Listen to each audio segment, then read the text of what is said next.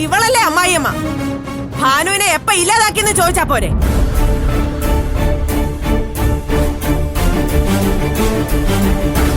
വല്യമ്മേ, എന്താന്ന് വെച്ചാ വേഗം തീരുമാനിക്കണം. ഭാവന ഇന്നിറക്കാൻ പറ്റില്ലെങ്കിൽ വേറെ വഴി നോക്കണം. മോഹന, എന്നാ പിന്നെ ഞങ്ങൾ ഇറങ്ങാ. കേസ് കൊടുക്കുന്നുണ്ടെങ്കിൽ വേഗം വേണം. എന്തായാലും ഭാവന ഒറ്റയ്ക്കകത്ത് കിടക്കത്തില്ല. കൂട്ടിന് ഞാനോ ഗായത്രിയോ ഉണ്ടാവും.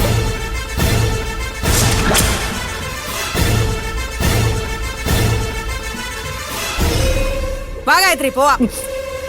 നിൽക്ക്.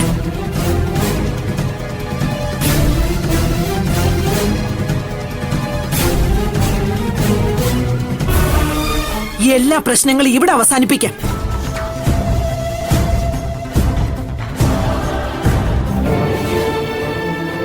നിന്റെ മോളുടെ പേരിലുള്ള കേസും പിൻവലിക്കാം.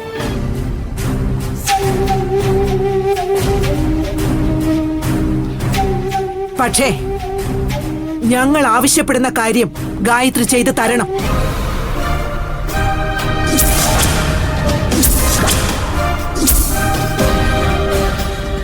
എന്ത് കാര്യം?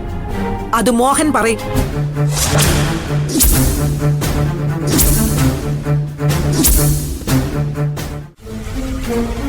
എന്താ മോഹന, ഞാൻ എന്താ ചെയ്യേണ്ടത്? പറയാം. നമ്മുടെ അച്ഛൻ ഞാനോ അമ്മ അറിയാതെ കുറച്ച് വസ്തു ചേച്ചിയുടെ പേര് വാങ്ങിയിട്ടിട്ടുണ്ട്.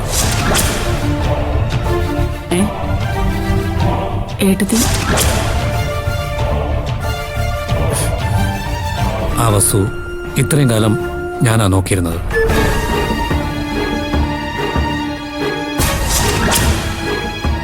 അത് എൻ്റെ പേരിലേക്ക് എഴുതി തന്ന ഭാവനയുടെ പേരിലുള്ള കേസ് ഞാൻ പിൻവലിക്കാം.